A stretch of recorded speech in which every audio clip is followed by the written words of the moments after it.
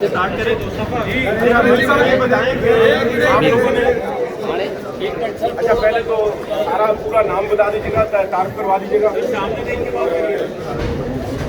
ये बताइएगा कि किस बुनियाद पे आप लोगों ने नो ऑब्जेक्शन किया है, सुलह किस बुनियाद पे हुई है? देखिए, सुलह की जो शराइत है हमें नहीं मालूम, लेकिन कोर्ट के अंदर जो चीज़ जो एफिडेविट दिया है नो ऑब्जेक्शन का, उसके अंदर यही है कि अल्लाह की रज़ा के लिए जो वर्सा है मरहूम के, उन्होंने इनको माफ़ कर दिया है उसके अंदर अल्लाह की रज़ा के लिए। क्योंकि जो मुल्ज़िमा है उनकी फैमिली ने अप्रोच किया था, जिसमें उनकी वालदा थी, उनकी मदर इन लॉ थी और उसके साथ उनकी सिस्टर थी जो मरहूमा है और मरहूम है। उनके घर में वो लोग गए, उन्होंने ताज़ियत की, माफ़ी मांगी और उन्होंने अपने बड़े दिल का मुजाहरा करते हुए उनको माफ़ कर दिया। और आज यही बात कोर्ट में अपने हल्फनामे के ज़रिए इन्होंने ये बात बता दी कि हमने अल्लाह की रज़ा के लिए इनको माफ़ किया है। अच्छा सर, कुछ पैसों आपको कब पता चला कि ये अप्रोच कर लिया और इनके देखिए, हाँ, ये जो एफिडेविट्स हमारे साइन हुए थे आज से 3 दिन पहले हुए थे और जो इन्होंने अप्रोच किया था 1 हफ्ता पहले इनके घर में गए थे पहली बार, जो इनसे बात नहीं हो पाई, फिर दोबारा इन्होंने उनके घर में अप्रोच किया और अप्रोच इस तरह की थी कि वो माफ़ी मांग रहे थे उनके घर में जाके कि एक हादसा था, कोई इन्होंने अनजाने में नहीं किया और एक हादसा था जिसकी वजह से हमें माफ़ी दी जाए, तो इन्होंने माफ़ कर दिया है।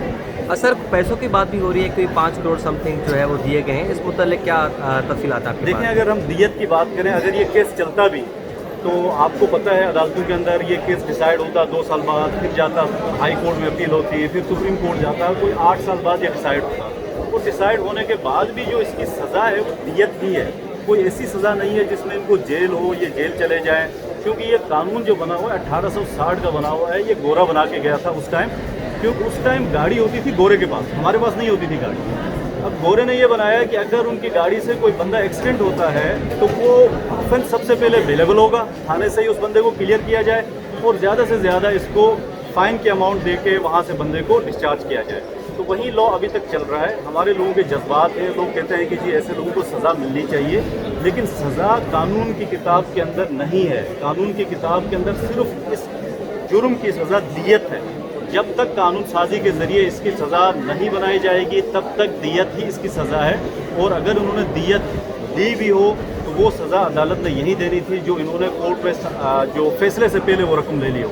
दियत की सर कितनी रकम बनती थी? देखिए, दियत जो है वो 3 तरह से दियत कैलकुलेट होती है, सिल्वर के साथ, गोल्ड की रेट के साथ और ऊँट के रेट के साथ, बंदे के स्टेटस के हिसाब से होता है। तो यहाँ पे जो सबसे कम दियत होती है वो सिल्वर के हिसाब से होती है और सबसे जो मैक्सिमम दियत है वो ऊँट के हिसाब से। अगर हम ऊँट के हिसाब से करते हैं तो एक बंदे की दियत बनती है आज के दौर में कोई तकरीबन 1 करोड़ 75 लाख रुपए बनती है। और शरीयत में जो मेल होता है उसकी दियत पूरी होती है और फीमेल की दियत हाफ होती है। और अगर हम इन दोनों की दियत को मिला लें, ऊँट